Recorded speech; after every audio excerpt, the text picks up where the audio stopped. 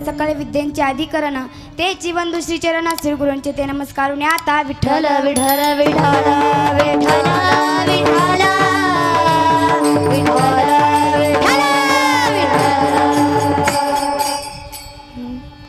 प्रस्तुत प्राप्त प्रसंगी प्राप्त स्थळी प्राप्त वेळी कीर्तना करिता निवडलेला अभंग महान भगवत भक्त श्रीमंत संत वैराग्याचे मूर्तिमंत पुतळे ज्यांनी या जगजीवाचा उद्धार करण्यासाठी पाचवा वेद म्हणजेच गाथा निर्माण केला असे माझे श्री संत तुकोबाराय यांचा फार चरणाचा नसून फक्त आणि फक्त 4 चरणाचा अभंग आज मी सेवेकरता निवडलेला आहे विठ्ठल विठ्ठल विठ्ठल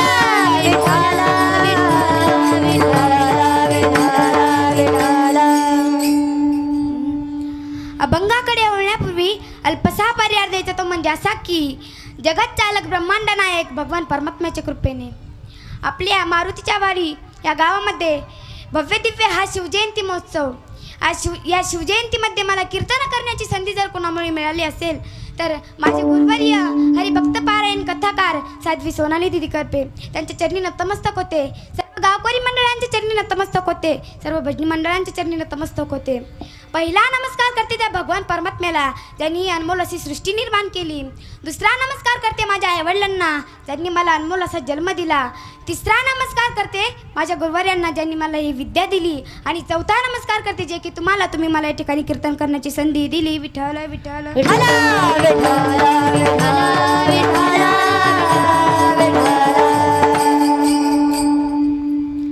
माझ्या कीर्तनामध्ये माझ्याच गुरु भगिनी अक्षराताई वाळेकर असतील त्या गायनाची सुंदर साथ करतात अमृताताई लांडगे असतील त्यांनी सुद्धा गायनाची साथ केली आपल्या पक्वाचारी कल्याणताई असतील पेटीवादक श्रावणीताई असतील माझ्या कीर्तनामध्ये बाबा उपस्थित असतील त्यांची सुद्धा आभारी मानते वाटत असेल तुम्हाला पण या कीर्तनामध्ये माझं पण नाव यावं बघा तुम्हा सर्वांकरिता एक नाव घेते आहे का भक्तांसाठी वेडा झाला नंदन तुम्हा सर्वांचं नाव घेते सर्वांना करून वंदन विठ्ठल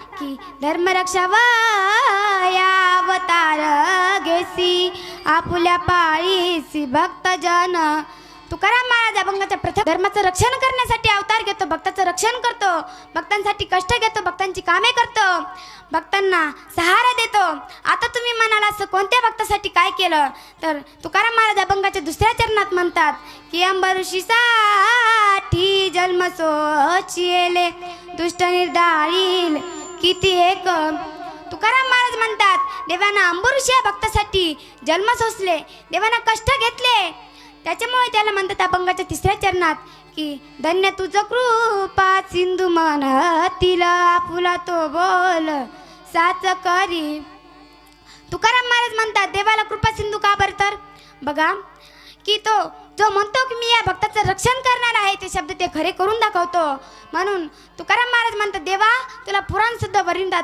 तेच म्हणजे तुकाराम महाराज पुराणे होय नारायण दया सिंधू हा झाला अभंगाचा सरळ अर्थ आणि विनोदी भाषेत सांगायचं ठरलं ते आज झाला ठळक बातम्या विठ्ठल विठ्ठल विठ्ठल विठ्ठल विठ्ठल विठ्ठल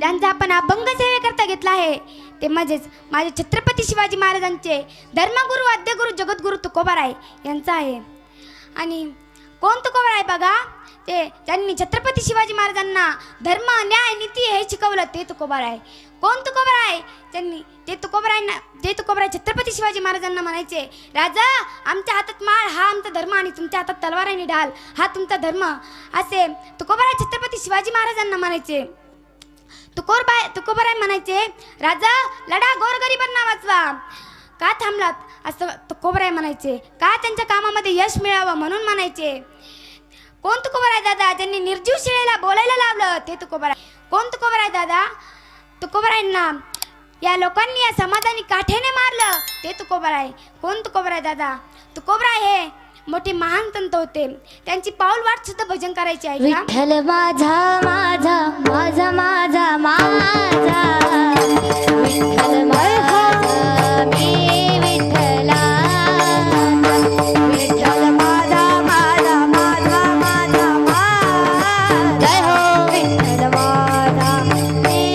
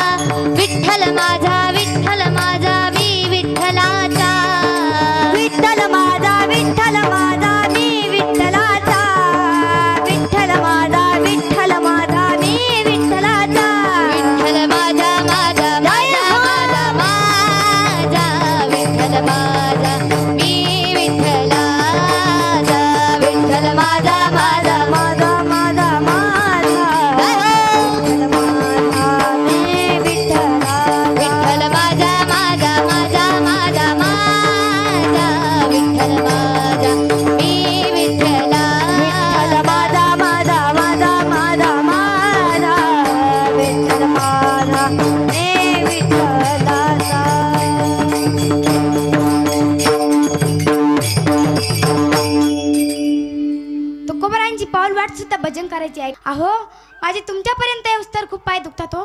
का? कारण तुकोबाराय रोज वेगळे वेगळे डोंगरावरती भजन करण्यासाठी जायचे. कधी भंडारा डोंगर तर कधी भामचंद्र डोंगर. मला सांगा, मला फोन करून तर सांगत जा की मी या ठिकाणी भजन करण्यासाठी गेलो आहे. आता तुम्ही मला सांगा, त्या काळामध्ये फोन होते का? त्या काळामध्ये फोन नव्हते. तेव्हा तुकोबाराय जिजामाताला म्हणाले, जिजा काळजी करू नको, तुला एक उपाय सांगतो. म्हणणे काय?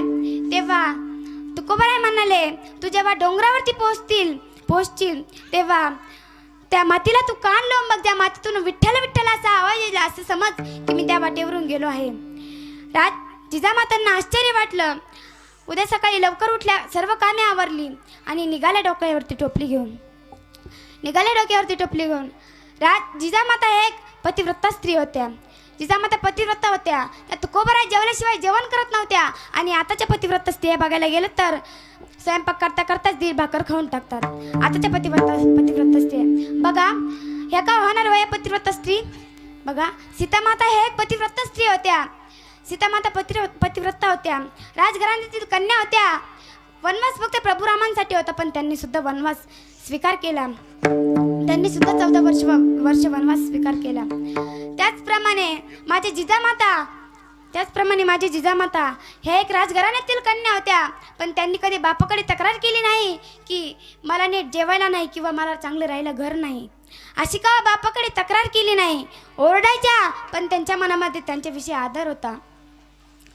अशा माझ्या जिजामाता पतिव्रता होत्या.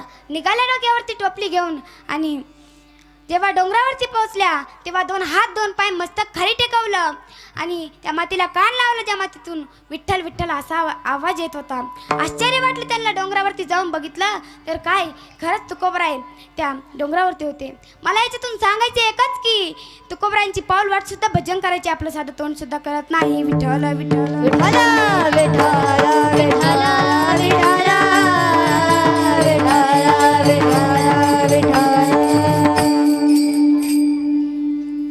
असे वैराग्य संपन्न माझे तुकोबाराय होते.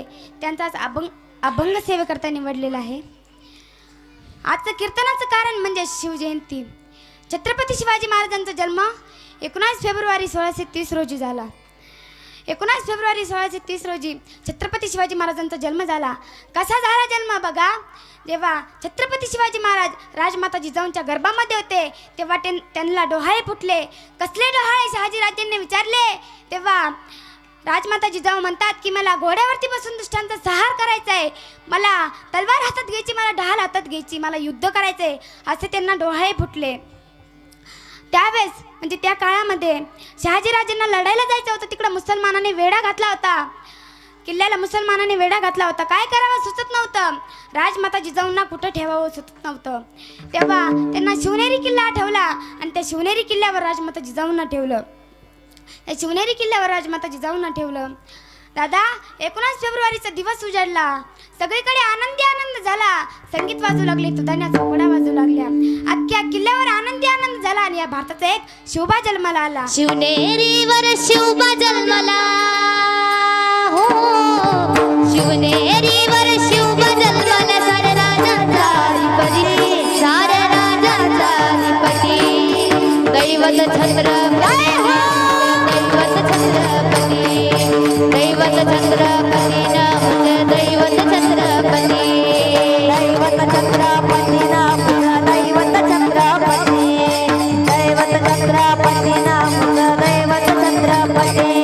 छत्रपती शिवाजी महाराज की जय. धर्मवीर संभाजी महाराज की, राष्ट्रमाता जिजाऊ माँसाहेब की जय.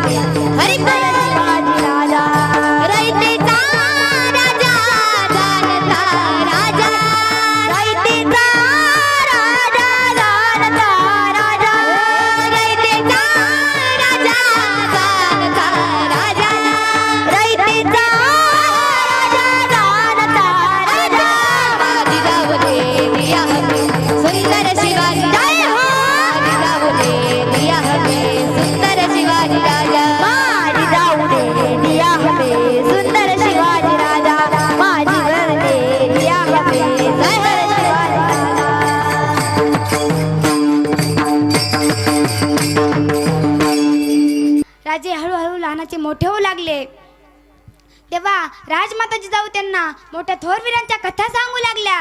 रामायणातील राम लक्ष्मणाच्या कथा सांगू लागल्या, महाभारत सांगू लागल्या. का आता त्यांना एक मोठा शूरवीर राजा बनवायचा होता. कसे होते हो माझे राजे बुद्धिमान. बघा, जेव्हा अफजल खानाने भेटण्याकरिता बोलावलंय, पण जायचं तर आहे, कसं जावं. हा शत्रू आहे, हा आपल्याला असं तसं सोडणार नाही, कारण शत्रू हा कपटी असतो. हा आपल्याला असं तसं सोडणार नाही. राजांना मासाहेब जिजाऊंनी दिलेलं महाभारतातील शिक्षण आठवलं.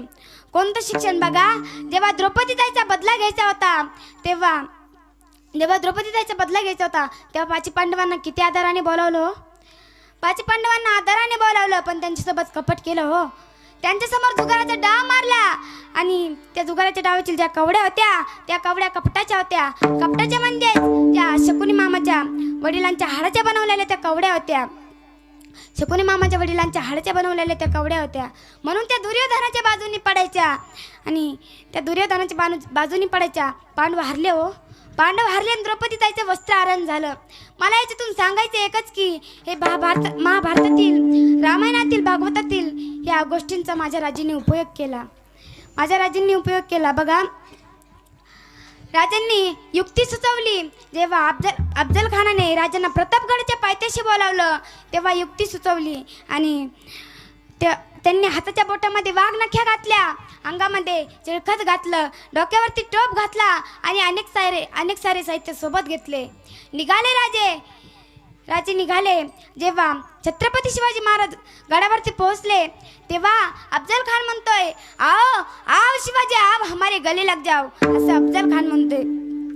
तेव्हा छत्रपती शिवाजी महाराज गेले आणि त्यांची गळाभेट झाली. तसा अफजल खान वार करायला लागला आणि छत्रपती शिवाजी महाराजांनी वाघनख्या काढल्या आणि उभंच अफजल खानाला फाडलं. छत्रपती शिवाजी महाराज की जय, धर्मवीर संभाजी महाराज की जय, राष्ट्रमाता जिजाऊ की जय.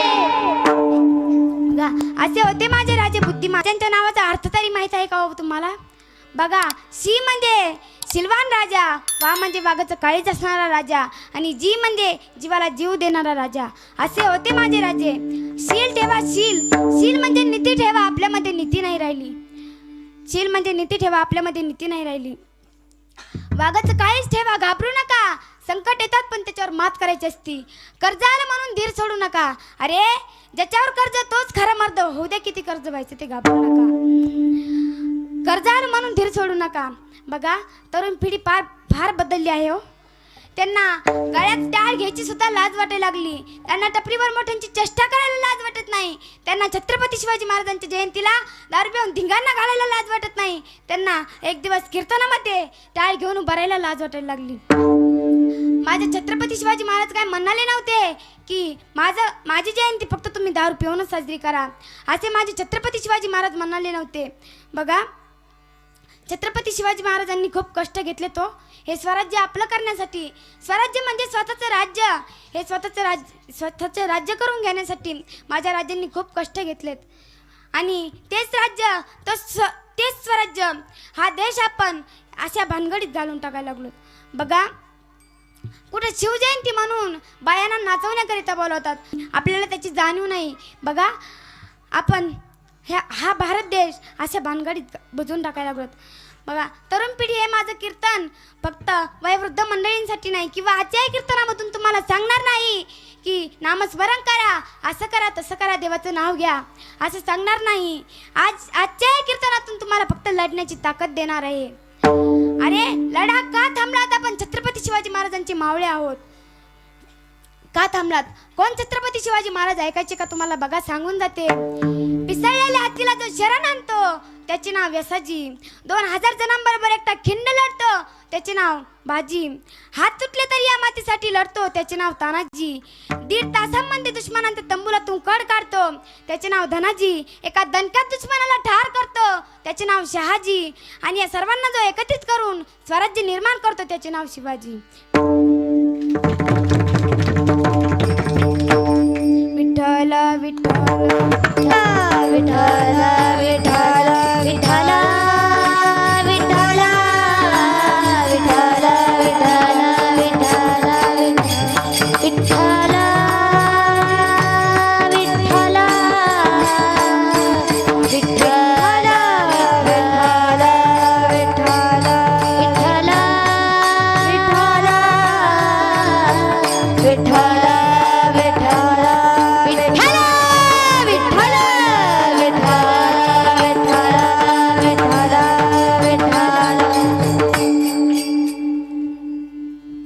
बघा काय मावळे होते माझ्या राज्यांचे.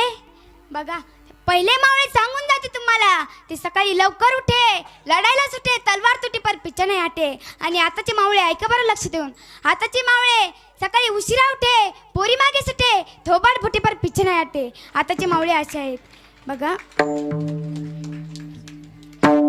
आताचे मावळे असे आहेत. त्या पहिल्या मावळ्यामधला एक मावळा सांगून जाते तुम्हाला, त्या पहिल्या मावळ्यामधला एक मावळा सांगून जाते ऐका. त्या मावळ्याची युद्धामध्ये 2 हात तुटले हो. घरी आले तसे रडायला लागले. सांगणारच तेव्हा छत्रपती शिवाजी महाराजांनी विचारले, काय झालं, या मातीसाठी 2 हात तुटले म्हणून रडता का? तर नाही. मग तुमच्या घोड्याचं नाव कृष्णा, तुमच्या तलवारीचं नाव भवानी आणि तुमच्या डोळ्यात पाणी का रडतात? तेव्हा तानाजी म्हणतात की माझ्या या मातीसाठी 2 हात तुटले म्हणून रडत नाही, किंवा माझ्या या मातीसाठी 2 पाय जरी तुटले असते तरी रडलो नसतो. पण मला एकाच गोष्टीचा वाईट वाटतंय की ते म्हणजेच माझ्या झोपडीमध्ये देव आला आणि त्या देवाला मुजरा करण्यासाठी माझ्याकडे हात नाही. काय मावळे होते बघा माझ्या.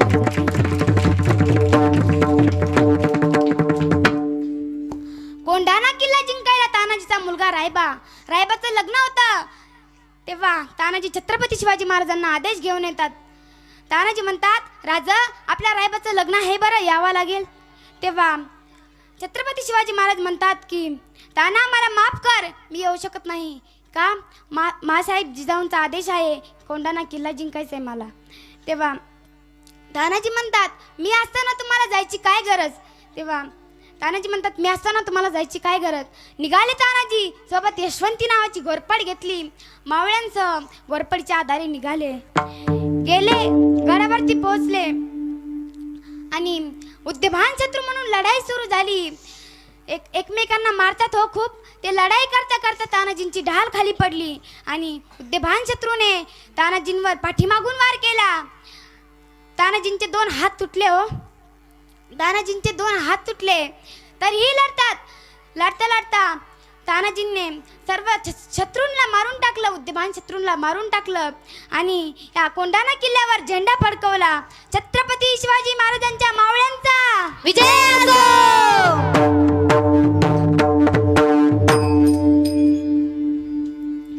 बघा असे होते माझ्या राजांचे मावळे.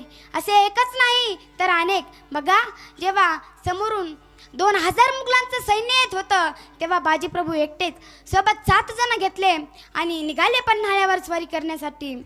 पन्हाळ्यावर स्वारी करत असताना त्या मुघलांच्या सैन्याला मारून टाकलं. पण जो सिद्धी जोहार होता ना, त्याने माझ्या बाजीप्रभूंवर पाठीमागून वार केला हो. त्यांनी बाजीप्रभूंवर पाठीमागून वार केला. बाजीप्रभूंच्या पाठीमागे तलवार घुसली. बाजीप्रभूंच्या पाठीमागे तलवार घुसली तरी त्यांनी प्राण सोडला नाही. का? त्यांनी छत्रपती शिवाजी महाराजांना सांगून ठेवलं होतं, राजा जेव्हा तुम्ही गडावरती पोहोचताल ना तेव्हा तुम्ही तोफ वाजवा. त्या तोफेचा आवाज मला ऐकायचा आहे. तेव्हा राजे गडावरती पोहोचले. राजांनी तोफ वाजवली. त्या तोफेचा आवाज ऐकण्यासाठी फक्त बाजीप्रभूंनी प्राण सोडला नाही. त्या तोफेचा आवाज ऐकला आणि बाजीप्रभूंनी प्राण सोडला हो. काय मावळे होते बघा माझ्या राजाचे. विठ्ठल विठ्ठल विठ्ठल विठ्ठल विठ्ठल विठ्ठल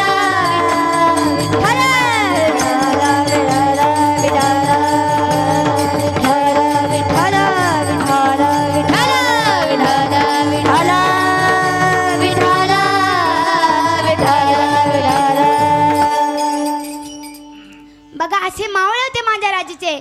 एकच नाही तर अनेक. बघा काय बलिदान आहे त्या मावळ्यांचं. हे जे पखवाज वाजवतात हे त्यांचं बलिदान आहे. हे जे गायन करतात हे त्यांचं बलिदान आहे. टाळ म्हणजे संसारे आहेत. हे जे पखवाज म्हणजे ढाल आहे. बघा सोपं नाही. या महाराष्ट्राच्या मातीसाठी कित्येक जणांनी देहत्याग केला. या राजासाठी देहत्याग केला. बघा जो शिवा काशी होता ना, त्याने सुद्धा या राजासाठी देहत्याग केला हो. आणि त्या कीर्तनामध्ये आपण अभंग जगद्गुरु तुकोबारांचा घेतला आहे. तुकोबारा अभंगामध्ये काय म्हणतात तेच म्हणजे अभंगाचं प्रथम चरण. धर्म रक्षावया अवतार घे धर्म रक्षावया अवतार घेसी रक्षावया अवतार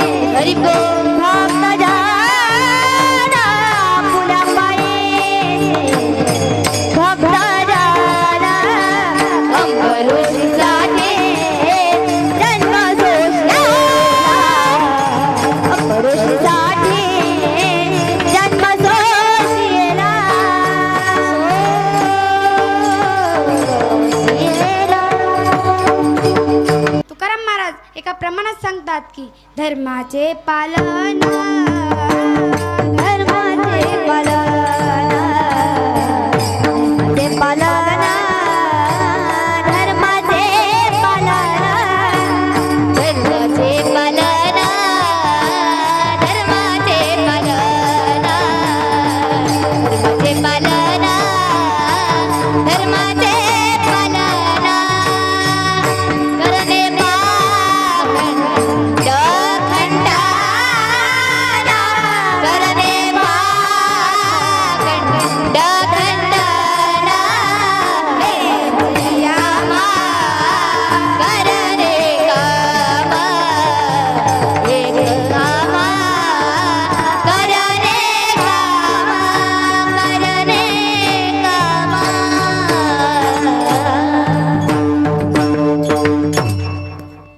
बघा तुकोबराय म्हणतात धर्माचं पालन करा, पाखंडी लोकांचं खंडन करा असं म्हणतात. बघा आता धर्माचं पालन करायचं. बघा ज्याचं त्याचं कर्तव्य पार पाडणं हे त्यांचा धर्म आहे. धर्म म्हणजेच कर्तव्य आणि कर्तव्य म्हणजेच धर्म. बघा आता लहान लेकरांचं कर्तव्य काय आहे हो? त्यांनी अभ्यास करणं हे त्यांचं कर्तव्य आहे. पण आता आपली लेकरं काय करतात? दुसरेच कामं करतात, दुसरेच खोड्या करतात. आता बघा एक तुम्हाला दृष्टांत सांगते. एका महाराजांसोबत मी कीर्तनाकरिता गेले. तेव्हा महाराजांचं कीर्तन झालं, निघायची तयारी झाली. पण आता तुम्ही मला सांगा, सर्व गावकरी मंडळांनी जरी आग्रह केला चहा पिण्याचा तर आपण नाही म्हणू शकतो. पण गावाच्या पाटलांनी जर आग्रह केला तर त्यांना नाही म्हणतो का?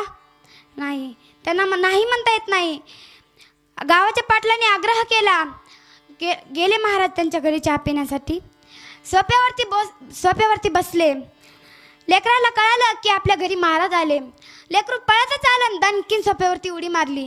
जशी सोप्यावरती उडी मारली तसेच महाराज टुणकून उडलेले आणि फॅनला जाऊन लटकले. गर गर गर फॅनला तसेच 2 तास चक्र मारत राहिले. 2 तासानंतर खाली उडी मारली.